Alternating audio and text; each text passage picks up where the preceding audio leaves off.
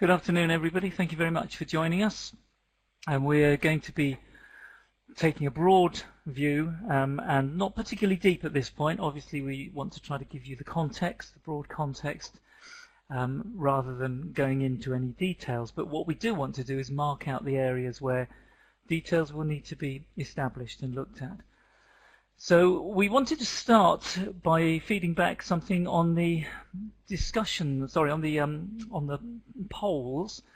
But before we have a look at the polls, there were some polls that you were invited to contribute to on the way in when you were not on the way in today, but when you were registering originally. But not everybody will have had a chance to contribute there. So we were going to start with a quick drop-down survey, which we will look at now. And I think, Julia, I think you were going to work through some of this with us, but I'll do it with you if you like. Well, so I thought I was too, actually, Alistair. So, yes. Thank you for setting the theme. First of all, welcome to the new regulations, new risks online briefing. And I really wanted to start off by saying that JISC's role really, to remind us really why we're here and why we're involved. JISC's role is to support the sector with good digital practice, and whilst we do hope we're going to provide some additional clarity today on the legislation, which is why we have our colleague John, we also want to grasp the opportunity to enhance inclusive practice, which is why you've just heard from Alice and we'll be later on. But above all, we want to help you to try and embed the potential of this new legislation into the good practice, into the practices that you're already employing. And there is a final point as well that I wanted to make at this stage, which is that we're hoping that we're going to, we want to encourage you to engage in what is actually a kind of developing situation. More of that later on. The idea being that there's an opportunity here to make the best of this legislation for the sector, and we'll go into that in a bit more detail later on. But as Alistair's just mentioned, some of you will have engaged in a poll before you joined this session, and some of you won't have. But we would like to invite everybody to have a go at the poll today. So what you should be seeing in a moment is a drop-down poll. I don't think I'm able to do it, actually. Sorry, Julia, what was the question of the poll? The question of the poll, the first poll is just to repeat to some extent what was actually mentioned in that first, in the survey before people joined, if they were involved in it, which was how ready are you for this European Web Accessibility Directive? And it's a scale of 1 to 10. We'd like you to just indicate where you feel your organisation or your department is on that scale of 1 to 10. 10 being very ready, of course. Yes, thank you. Very ready.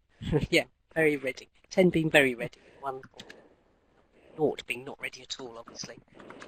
Thanks, Alistair, for clarifying.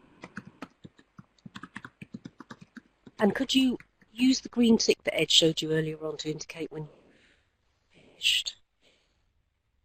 Sorry, Julia, we're losing some words from you. It seems to be going in and out.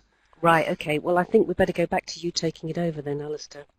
I think I've tried everything I could possibly try to fix my audio this morning. So, okay, you complete the poll, everybody, if everybody's able to hear that, and then we were moving on to a pod activity to ask a little bit more about why people, what area of influence people felt they might have in relation to the directive. So I'll hand it over to you, Alistair, while I try and sort out this audio. Okay. Yeah, so apologies, people, for the slight variation in the audio. So at the moment, how many people have we got in there? We've got, right, still a few more to pop in there. And I think we're seeing this live, and it's giving us a figure. We'll show you in true Blue Peter style. We'll show you in a few moments what the results were from the smaller survey that people took part in.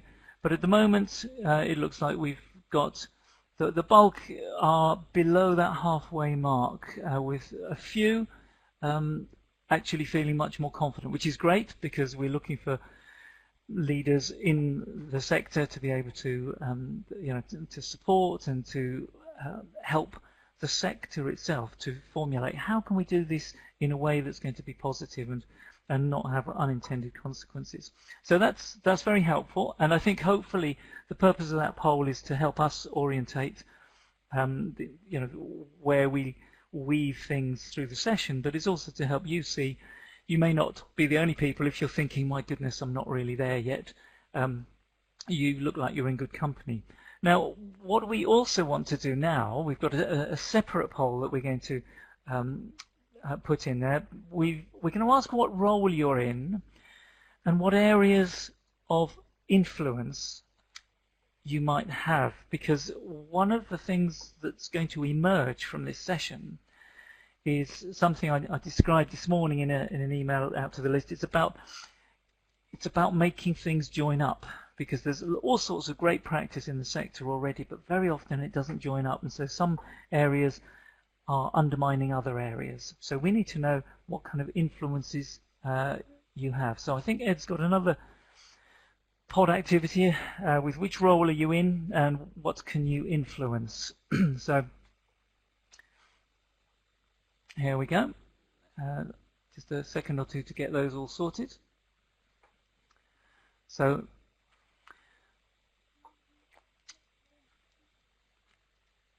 here, can you type in there your answer? Just what is your role? And just in case you're wondering, it's ROLE type roles we're talking about, not the not bacon rolls and whatever you want us to order you for supper. So what is your role? Can you start adding that in there?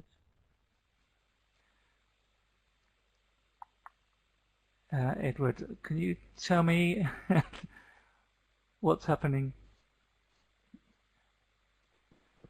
Yeah, I'm just going to bring up the second one now. Bear with me a moment, please.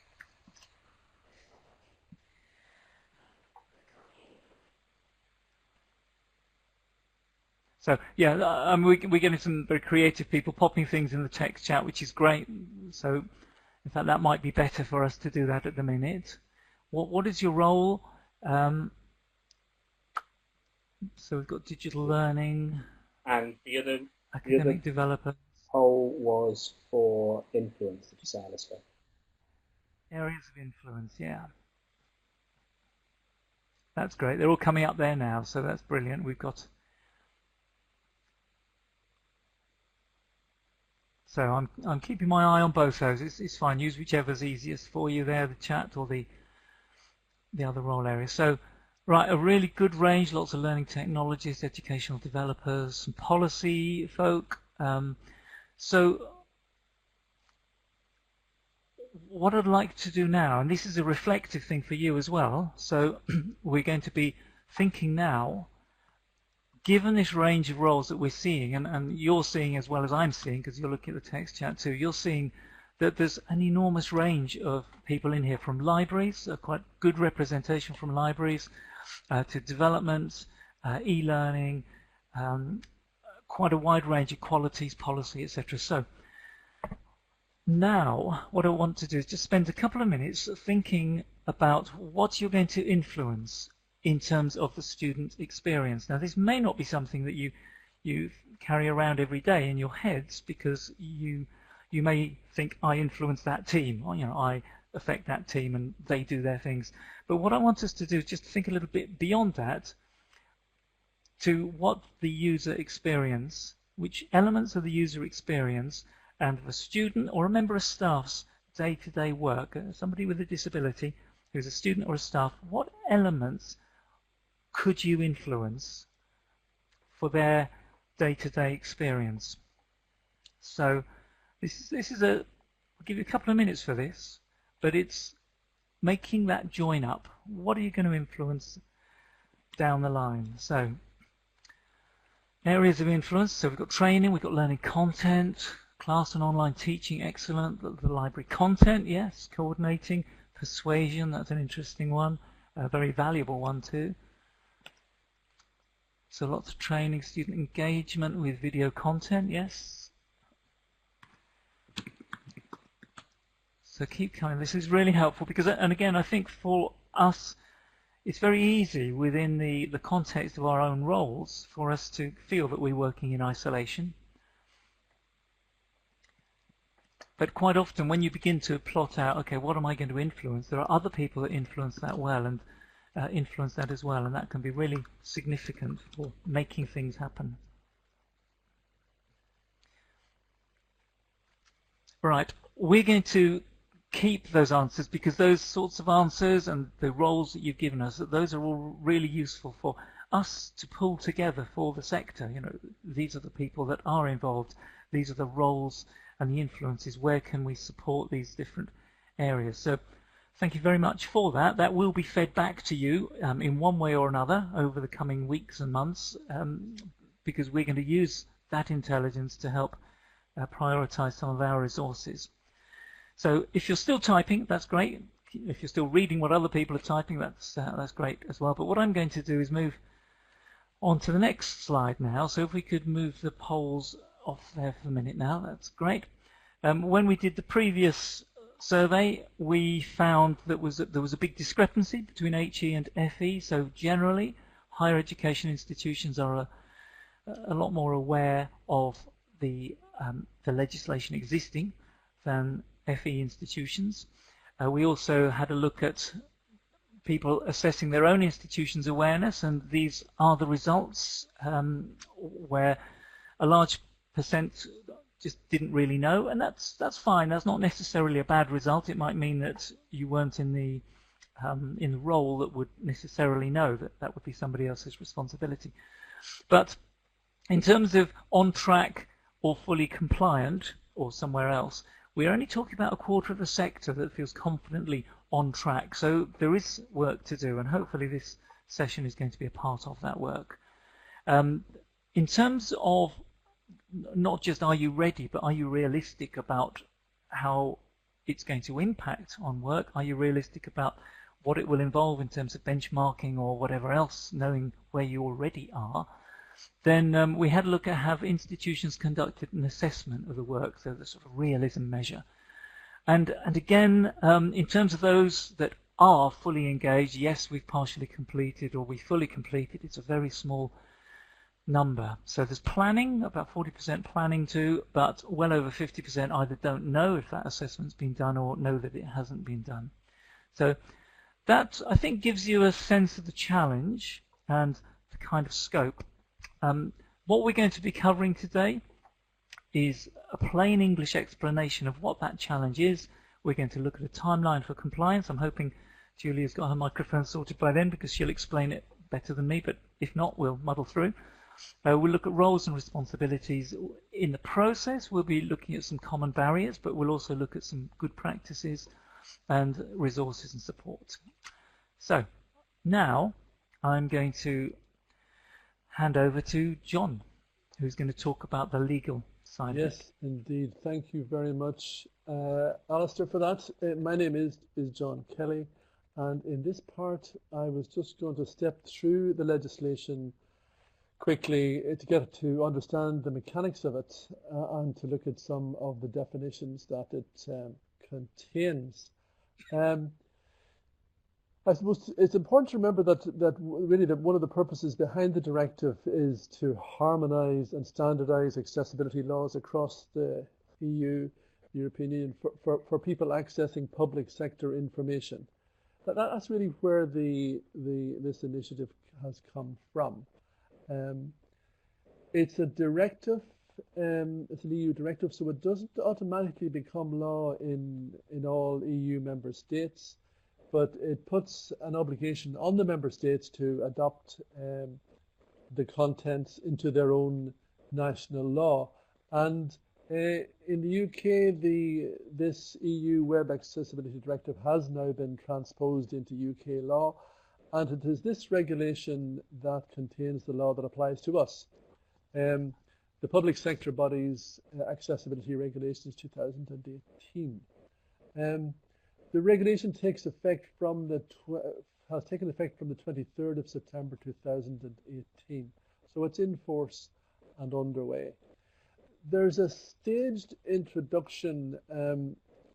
Websites published after the 23rd of September 2018 must be compliant by the 23rd of September 2019. So any websites that are being published in this current year need to be compliant by that date, September 2019. Existing websites, if you like, or websites published before the 23rd of September 2018 must be compliant by 2020. So it gives some time in order to get existing content compliant. Obviously, it also deals with apps and applications, and there's a separate date for those that need to be compliant, and that's the 23rd of June 2021.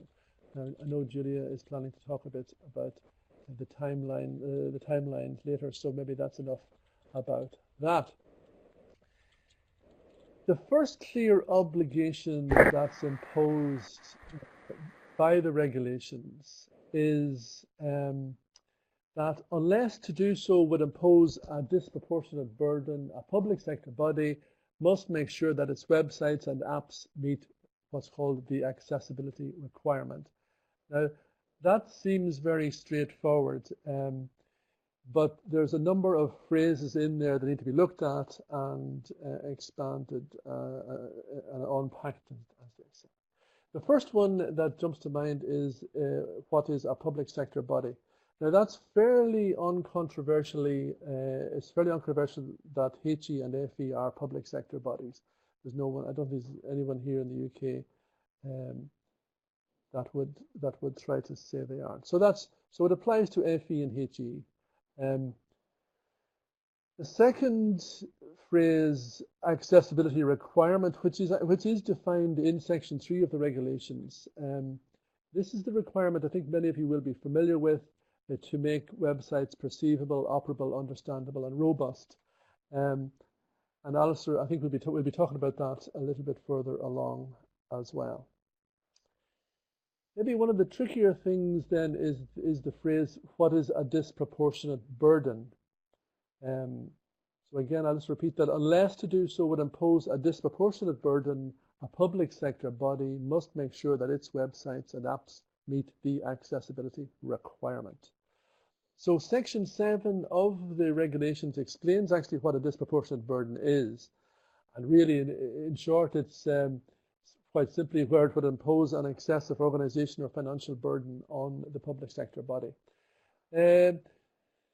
It sort of recognises the reality that in some cases, in some justified cases, it might not be reasonably possible for a public sector body to make specific content fully accessible, and it's a pragmatic approach.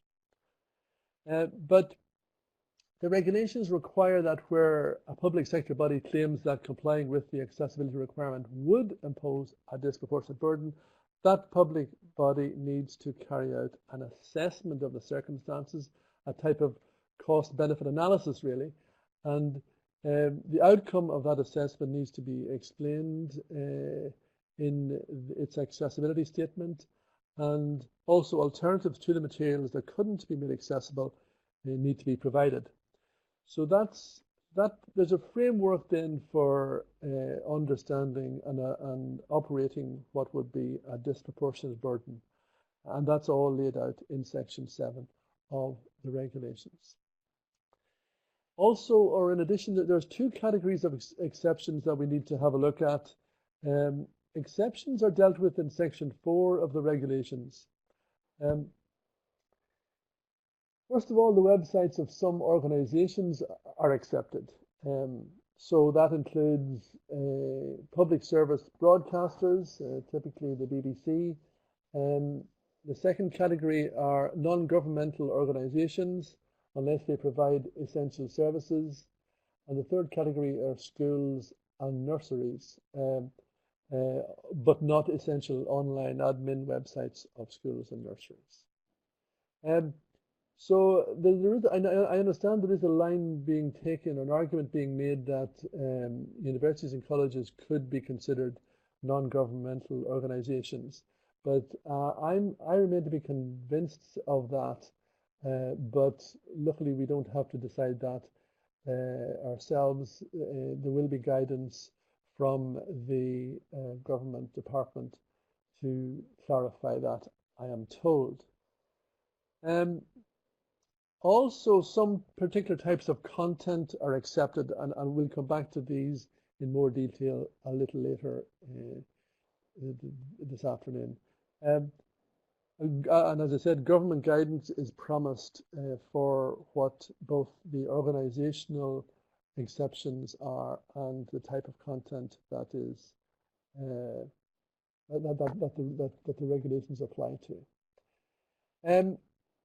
The second clear obligation is in the regulations is to produce what's called an accessibility statement, and we'll dedicate some time to that a little later on also. To finish off then, the regulations require sort of an adherence to harmonized standards, and again, that's something that there's work ongoing, and we'll hear more about as the year goes by. Part 4 of the regulation deals with monitoring and reporting and places obligations on the Minister for the Cabinet Office to monitor and report compliance and conduct reviews of how the legislation is playing out. And then one of the other, towards the end there's an area on enforcement, and the Equality and Human Rights Commission are the enforcement body in Great Britain. And the Equality Commission in Northern Ireland have responsibility in Northern Ireland for enforcement. There's also a complaints procedure provided for in the legislation, and again that's laid out fairly simply in the legislation. So that's all I was going to cover at this point. Is that Hi there. Hi there. Hello everybody. I'm Margaret McKine. I'm going to step in for Julia. If that's okay with everybody. This slide really focuses on the timelines for implementation, and I guess without a plan you won't be able to meet your ongoing obligations, or you won't be able to adhere to the requirements of the accessibility directive. So this visualization really offers two timelines and really highlights the fact that there are potentially two different aspects of this legislation that have to be considered. And the first one is the planning and the managing of your digital assets and content. So that's one. And I guess it's easy to focus on the notion that everything has to be done by 2020. But it is worth pointing out that there is a difference between content created after September 2018 and anything that already exists. So all websites, contents and apps created after September 2018 must be compliant by 2019. And I guess what that means is it's starting to think about how you can weave accessibility requirements into the planning, the management and the production of your digital processes now, so that everything new, if you like, is created accessibly by default. And then you've got 2 years to work on managing your existing assets. The second element, if you like, is the monitoring and reporting, so the accessibility statements and establishing a response procedure. And I guess that's also a requirement to address how you will monitor and provide reporting of your accessibility. So how accessible are your resources, stating what is and what isn't accessible, and how you will provide the opportunity for people to feedback.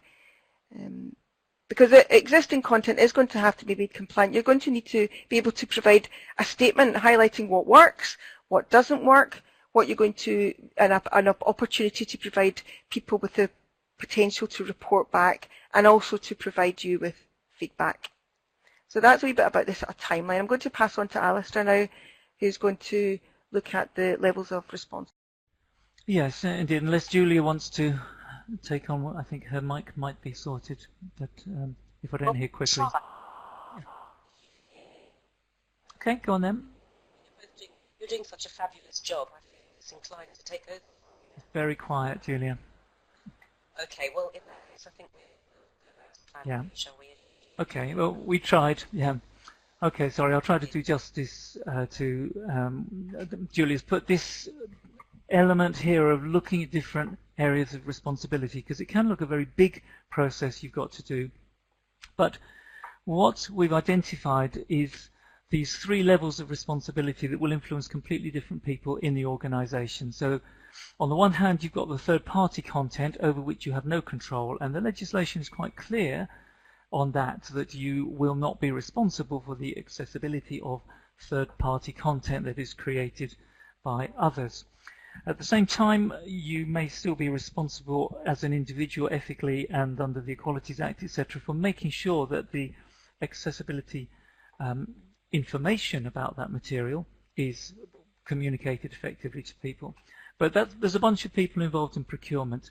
There's a significant bunch of people involved in your internal systems, your internally managed systems like the VLE or an intranet or any system over which you have internal control about the way it's implemented, the way it works.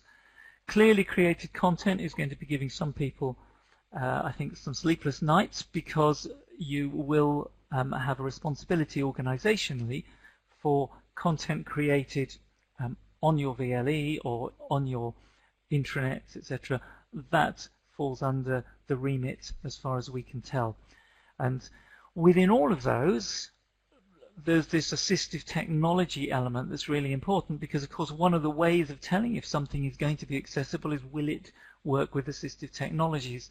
So there's again a slightly different group of people here. So each of those roles brings with it different group of people, and essentially it's also about how you manage that. It's about the processes, it's about the planning, it's about the policies that will bring these different groups together. It's also about the mitigation of problems, because it is very difficult to be 100% accessible for all students in all circumstances in all times. So there are likely to be areas where it's either very difficult or unreasonably disproportionately burdensome to meet particular needs. But somebody has to be able to evaluate that, mitigate that where possible, provide self-help support, give options, options for alternative support and so on. Somebody will also be able to mitigate by having training and standards and templates, etc., that people can use. When we unpack these, which we want to do with you, but obviously we can't unpack all of that in a short session, we can give you examples of what that might look like. So I've just got a screenshot here from a resource that we'll be using on our online training on this, where, for example, under created content, that screenshot showing a sideways PDF, that's a real screenshot from a real accessibility snapshot I did in a real university.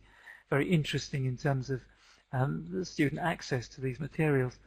But there's some examples about what that means in practice. Are staff aware of the standards that their practice should embrace? And we're not talking about understanding WCAG, we're talking about understanding basic good quality accessibility practices and a whole bunch of questions about training and so on. And so keeping that focus on the user experience is very important. And in the work we've done with our accessibility snapshots, where we've gone into universities and done this student mystery shopper from a disability support angle, we've looked at websites, prospectuses, library study skills areas, learning platforms, and indeed assistive technology, which covers all of those. And for each of those, we've begun to identify a broad range of good practices, but also a commonality of poor practices, of things that are often overlooked. And so again, things like keyboard access, working around the website, things like colors and contrasts, failing standards because the actual marketing logos, etc., that you have and your style guides may fail the standard. So a lot of different people needing to be involved in lots of different ways. Undergirding all of this is these 4 words: perceivable, operable, understandable, robust. That is what the standards boil down to. That's the Web Content Accessibility Guidelines. And just in a second or two, we're going to unpack what that means, because I think it's very easy to believe that this work is going to involve making people kind of techie and standards aware, and it doesn't necessarily. It will certainly do that for some people, but for other people, it's actually common sense in a lot of ways, and it's common courtesy. So are there ways to change the colors on the website if you're colorblind? So that's one of those perceivable issues. Can I perceive the text here, or the way that you put a faint text on a faint background, so it looks really smart and cool and minimalist, but actually I can't read it. So perceivable, and just looking at 4 examples just from a website, for example, and this would apply equally to VLEs, but something that we found so many times: how long does it take to get to the accessibility statement on the website if you can't use the mouse? And with my colleagues going around universities and colleges, we've found it's often taken over 150 to 200 actions for a non-mouse user to get to the accessibility statement. And very often that's because you get into the Twitter feed, and once you're in the Twitter feed, you're trapped for another 100 or so actions until you pop out the other end and finally get to where you want. So how operable is it without a mouse or with a different technology? Understandable, that part, P-O-U-R, understandable. We've had some very interesting experiences logging onto different platforms, and you log into the main platform and then you log in again to a library platform, and then to access some other service you have to log in, and some of them require your username, which is your institutional email, and some of them require just the first part of the email, and some of them require a completely different email. So there can be issues about how do I access, how do I get in, how do I understand things. Actually, while I'm talking about understanding, the reading age of many disability policies I've looked at has been harder than the reading age of the Nature publication, the science journal. And I've done regular tests on those to be able to see. So the guidance you give disabled students, is it understandable? And lastly, robust. So here we've got a screenshot of an online resource, and I've been able to just right-click over it in the browser and use a simple free plugin to read out the selection. So that page worked with my eyes, it worked with my ears. It's robust. So those are just a few simple ways of exploring what this might mean in practice. And then just to show you, there are some great practices out there, and we don't want this to be a session of doom-mongering and scaremongering, because there's some really good practice out there, and it's bringing it together. So on the examples here on the left-hand side at the top, as I tab through this particular institution, it was very clear where the focus was. So you can see assistive technologies highlighted. Wherever I tabbed, I could see straight away where the tab focus had now got to. There's inbuilt personalization options down here on the left. University of Southampton's AT bar, automatically accessible from the web page very quickly and easily. Here's another organization where I could magnify their page to 300 or 400%, and it just beautifully worked. It didn't degrade disgracefully, it degraded gracefully and reflowed. So helpful if you need magnification. Accessible video guides. So actually having students talking to students about things in itself is an accessibility benefit, but here making sure that they're properly transcribed and so on. Some really nice example here from Strathclyde, where I can use a very simple tool to unlock the headings on the page to show me all the different page headings. If a web page has been structured really well in terms of its coding, then I can instantly click to any point in it. I can see that overview instantly. And giving people ways of feeding back and supporting. So good practice already exists. There's a lot of it that's great, and we're not asking people to do the impossible. So I think we're going to go back to John briefly, where John's going to say a little bit more about the accessibility statements. Just hopefully I'm more or less on time here, John. You are indeed, Alistair. Thank you very much. Maybe not that's quite. Very powerful stuff. I'm just going to go back to the previous slide. Thank you. Yes, that's thank you, Alistair. That's very, very powerful stuff indeed, and it's a no-brainer really, and we should all be doing it.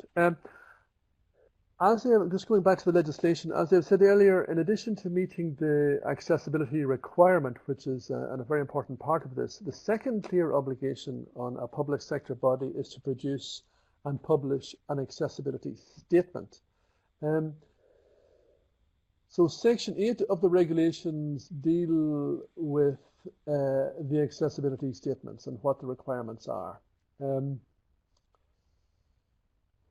This must be published in line with a model which will be announced soon. I'm told it's an agreed EU template, and I think December is the target date for that, although if anybody knows any more details or anything better on that, we're always welcome to hear it. I'm glad to hear it. The statement itself, the accessibility statement that needs to be published itself needs to be accessible, of course, and published on the public sector body website and reviewed regularly. Now that's a clear requirement in Section 8 of the regulations. The statement needs to include an explanation of what website content is not accessible and the reasons for that. So that's again puts a bit of weight behind this obligation, these obligations. Also, a description of the accessible alternatives needs to be provided. So if there is material or content that's not accessible, you need to provide an explanation of that, but you also need to provide an alternative. There needs to be contact details and a description of how to notify the public sector body of their website content that fails to comply with the accessibility requirements. So there must be a clear way of getting to the people who are putting this stuff up. Otherwise, it's all a bit pointless.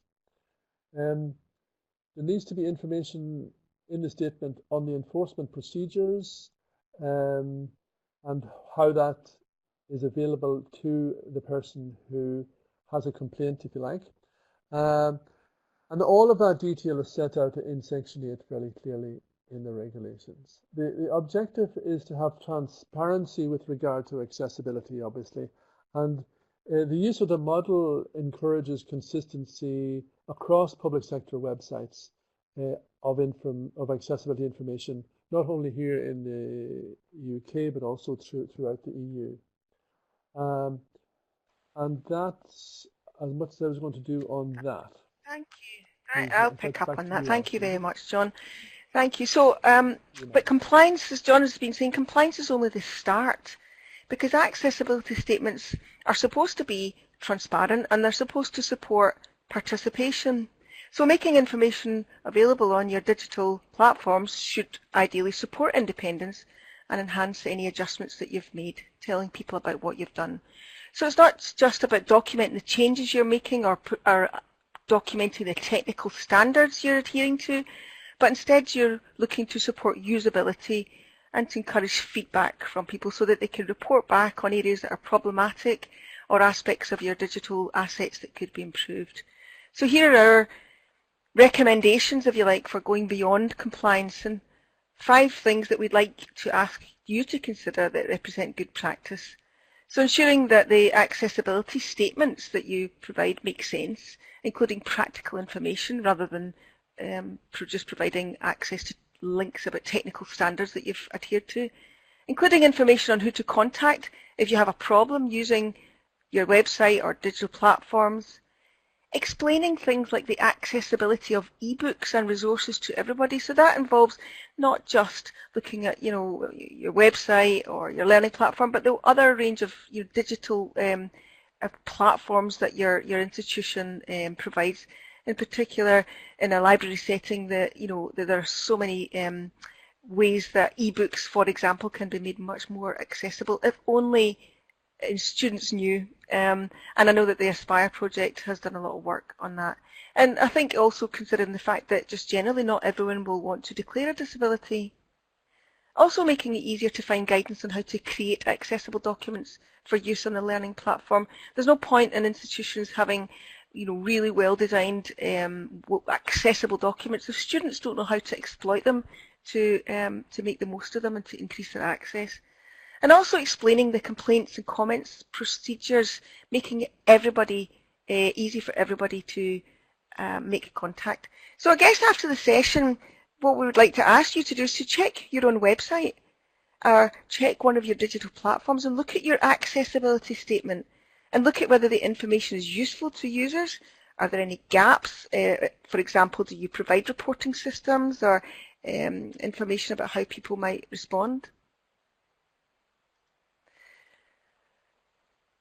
And this is just an example. It's a screen grab from the University of Edinburgh. And I guess what it does, it's maybe not as clear as it could be here, but it does explain the spirit, if you like, of the directive, because this example goes beyond compliance. You know, there's a link to an external link to accessibility help. It provides a statement of the commitment that, you know, follow up sort of background information with policies and action plans.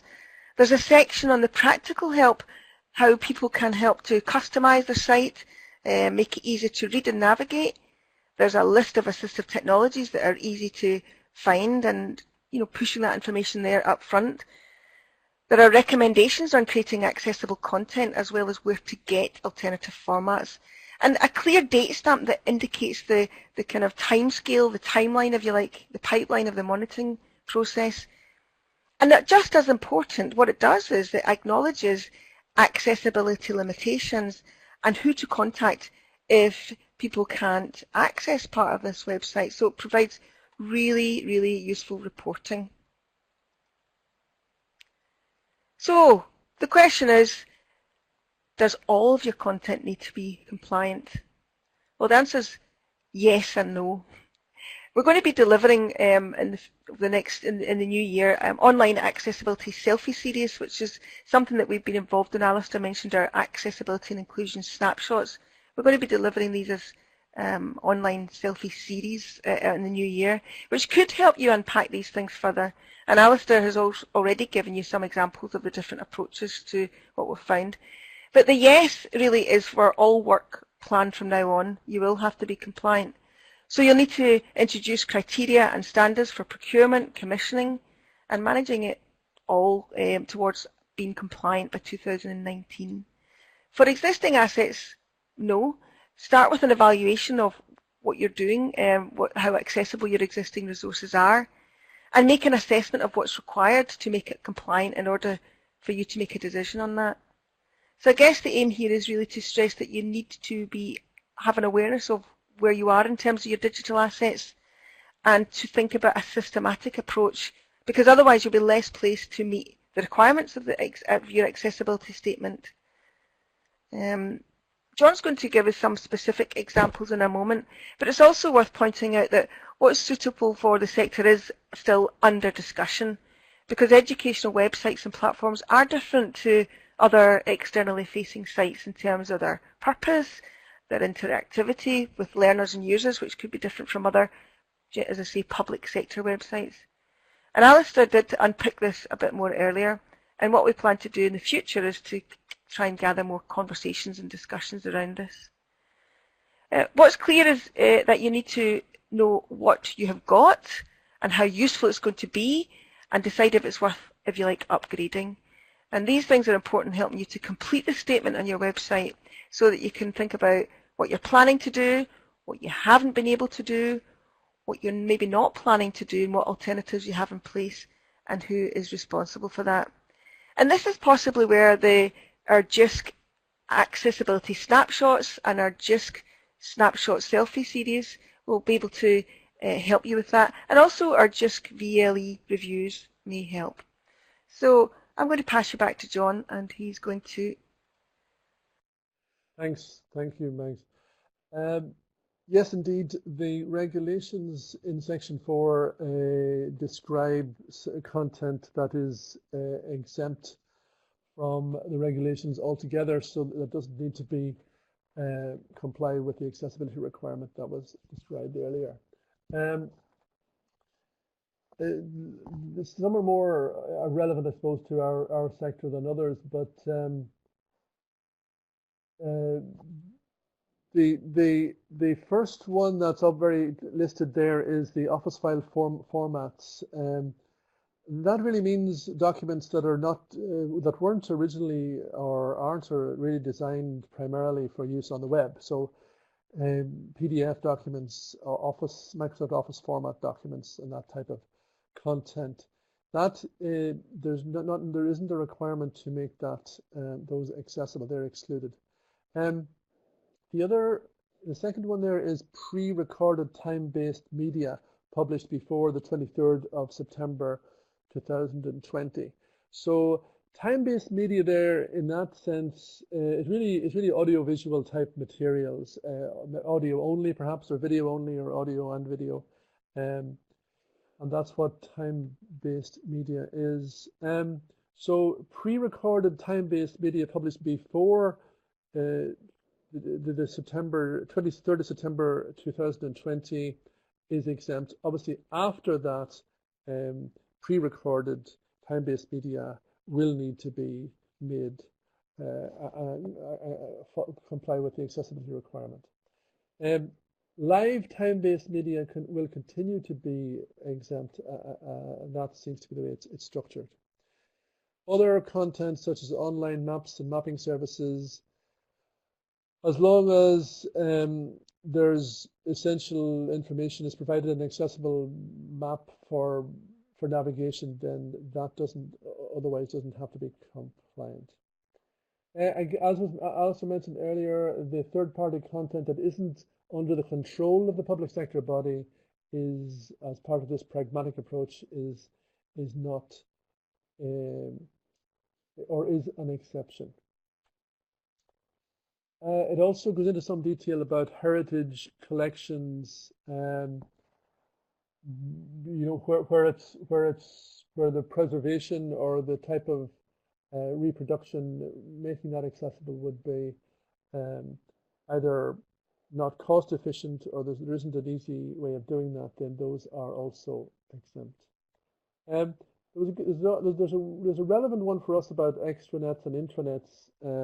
And as I understand it, this applies to exemptions to intranets, and really what they're talking about there is really content or websites that are available for a closed group of people, and not to the general public.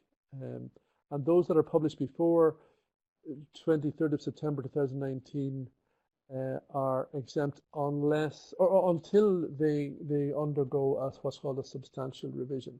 So if an intranet contains lots of content and it's being used, and that you're revising it or updating it, then that you'll have to consider how that can be made accessible. And the last one there is archives. So content of websites and mobile applications qualifying as archives. Now that's a very, I mean, I think that there's, again, the legislation describes that fairly clearly, what's considered to be an archive. So, these, as I said, the exceptions for content are laid out in Section 4. But it's important to remember here that even though some content isn't covered by the Equality Act, it isn't covered by this regulation, the Equality Act responsibilities to make reasonable adjustments still remain and work in tandem with this regulation. The government guidance is promised on the content exemptions, and we're looking forward to that. And I think maybe it'll be an opportunity to get together and understand that when that guidance is available, but as yet it's not available. I think towards the end of this year is the target date for that. And that's all I was going to do on that. Back to you, Alex. So I think we were going to now kind of sum up. John, were you going to do over this one? Poll here. The requirements. Yep. We're going to try and do a poll on this, yeah.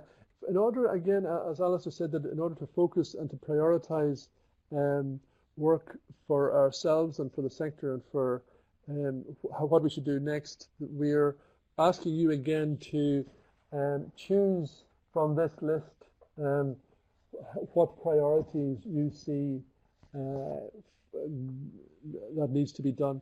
Can you put up that as a poll? And so what we're going to do, just to simplify it, because obviously all of these are good things and right things, but we don't want to drown in a sea of noise. We want to try to find some signal through the noise. So we're going to ask you just to pick out your top 3 There's going to be, I think there will be a poll appearing where we'll ask you to, it should be a multiple choice poll where we'll ask you to identify the top 3 that are important, and we should be able to see quite quickly, see that happening visually. So here we are. Thank you very much, Edward. So click on what you would consider at the moment the top 3 to be. This is not a scientific poll in some respects, but what it is trying to do for us is to see where does the sector feel their priorities are. Because if everybody's going to be doing the same sort of things first, then it makes sense for us not to concentrate on the things that everybody's going to be doing in a year's time, but to help focus our guidance and our support where you are needing it. So if you can pop that in there and then use the little person figure up at the top to pop a green agree next to you when you've done it, so that when I see lots of green agrees, lots of ticks appear, I'll know we've had a critical threshold of people taking part.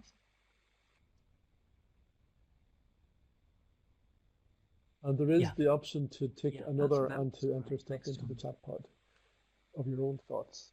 That's really helpful.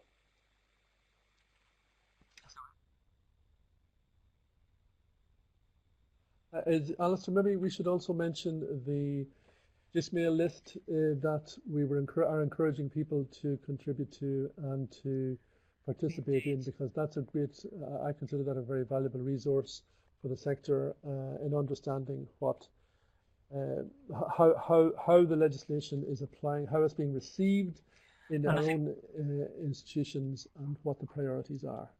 Yeah, we've got a number of links for you at the end of the session that we'll show you. But what I think the key point that all of us would really ask of you is not to regard this as something that's being imposed on you, but to regard this as a once-in-a-lifetime opportunity to grasp something, to turn it around for something that we should all have been doing for many years probably, but just to take it as an opportunity to ensure that accessibility is properly joined up, and that the practices of one part of the organisation don't then end up being undermined by the practices of another part because of the systems that things are being delivered through, or the content that's being loaded into them. This is an opportunity to really improve the learning experience for many students. So get involved in that list, ask awkward questions. There's lots of awkward questions to ask, and we don't know the answers to many of those, and indeed neither at the moment does the government necessarily know what they mean by the guidance that they'll give, because it hasn't been formulated. So I know Robert McLaren at Policy Connect and Ben Watson at the University of Kent have been pulling together a steering group, and if you join that list that John talked about, and we'll give you a link to in a minute, then it would be great to have your voice going into that. So thank you very much. I think we've got most people who are going to vote voted. Edward, do I need to take a screenshot, or can we access that afterwards? I think we can access it at any time, but I'm going to take a screenshot just in case, because you never know with technology.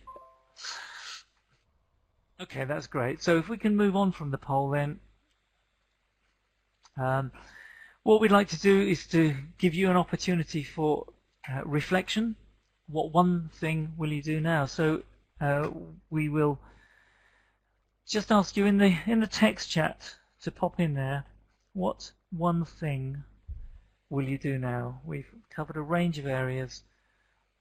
What one thing will you take away? Panic, yeah, lots of good things there. But panic together. Recognize you're in a community of panic.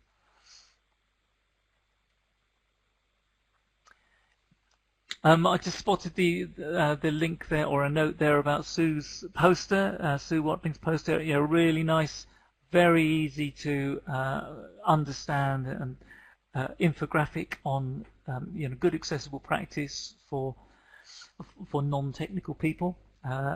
Sue, perhaps you could give us a link to that if that's possible. I know it's been on some lists. But do dig back into your memories of projects that you've done, into resources that you've had and that have got filed away. There's a lot of good material out in the sector already, and we can help pull that together as well as help provide new guidance where possible. So, right, and I can see in a lot of these, I'm looking at Jeanette there, meet with the EdTech team. I think, and I know Julia earlier in the week thought she'd have lost her voice by this session. Instead, she lost the technology to give us her voice. But I know Julia is really exercised about the value of the planning and of the governance and of meetings and of policy and people meeting in the right way with the right people with the right kind of agendas. And Julia can give excellent advice and guidance on that. So do get in touch with her through your account managers and so on. But a lot of this is not about doing something totally new. It's about joining up the best of what you do. And it's not about technology. It's primarily about people and about the way people work together. So thank you. There's various links coming in there. That's great. Do keep in any useful links you've got, because again, JISC has got a really valuable role in just pulling together good practice from lots of people. So that was the last one thing we were asking you to do, and in the last 3 minutes, if I'm right in terms of my timing. Yes, there may be questions. You've got questions already that you've put in here, and we won't have an opportunity to answer them now, but what we will do, we'll look through those questions, and over the next few days we'll get some answers to them and we'll post them onto the JISC mail list. Now, Ed will be able to give you that JISC mail list, or sorry, a link of lists, a list of links even that you can get to. So we've got various links. It's the digital accessibility list, which perhaps Maggie or Julia could pop into the text chat if you've got it handy. And Edward, as I say, has got a list of links that he can put up. So join the digital accessibility regulations JISC mail list if you're not there already. Explore the accessibility snapshot service. If you're a JISC member, then you can have that either as part of your entitlement as a membership subscription, or if you've already used up your entitlement with VLE reviews or anything else, then that can be a paid for service. We can do it as either of those. Look for the online webinar service series, which we'll advertise through the lists. Look for, we talked about the mailing list. Get involved in whatever way you can in steering the sector implementation. One of the biggest fears, and I saw lots of panics there, one of the biggest fears that I've seen were people saying, what about the unintended consequences? If we are overzealous about the accessibility requirements of somebody uploading a video, nobody will upload videos. Nobody will put things online. We're not going to go backwards, okay? A group of people like this, I've seen lots of edtechs. We've worked in the field for too long to go backwards. This is moving forwards. So how can we make what we already do better without making it completely unachievable? And that's the whole focus of what we want to be able to do. And you're part of that. It's not going to be imposed if you take part in steering it. There's a landing page on compliance that we're busy putting together at the moment at JISC. So again, we'll advertise that through the mailing list, where we'll have things like the recording of this session. We'll have the variety of ways in which JISC can support you. And we'll also build up links, etc., to good practice, to some of the fantastic resources that exist inside and outside each of our institutions. We do have a retained expertise sort of function where we can work with you or with a team for a time. Get in touch with your JISC account manager. But primarily, this is not about selling services that we can offer you. It's about what I think is often our core role, which is facilitating good practice happening by joining together people that are engaged already in good practices. So that, I think, is all from me. We are on the magic hour of 13:30. I don't know if my colleagues have anything else that they'd like to say, or any other like to endorse what you said, Alistair, but this has been very much an evolutionary process, and that we are, as we have been seeing today in the text chat, there's been lots of questions, there have been lots of people offering ideas, examples, solutions, ways around things. It's about sharing that practice, and I think that this will be something that will be an organic thing that will evolve, and we can learn from each other as we go. Thanks, also. Yes, you put it very well, I think, and I'm a big fan of getting the list active and people contributing, so that we all that expertise is channeled in the right direction. Thank you.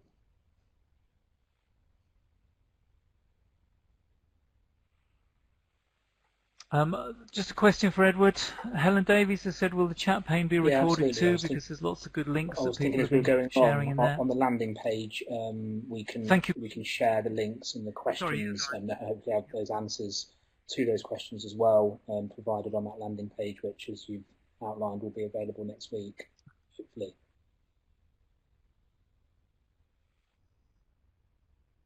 Great. Thank you.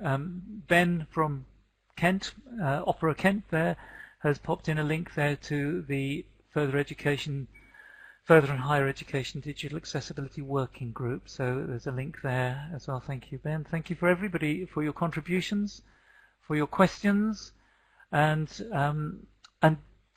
for your expertise, because the expertise in this webinar is or was at its peak 209 different people.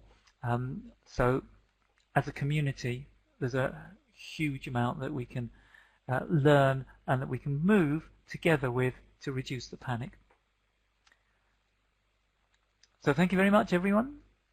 And do put any other links. We'll encourage some extra linking to good resources, good practice. I've seen some fantastic stuff going around the sector, guidance, etc.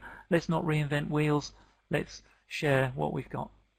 So thank you all, and I hope you're feeling just a little bit less panicky than you were before, or at least your panic might have some tangible shape to it now.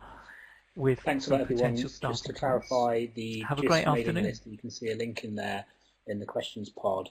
Please do join that. Once you do, you'll get all the information about the landing page, which will be available next week. And on the landing page will be the links to the recording, along with the questions and the links that have been shared today in this session. Thank you very much.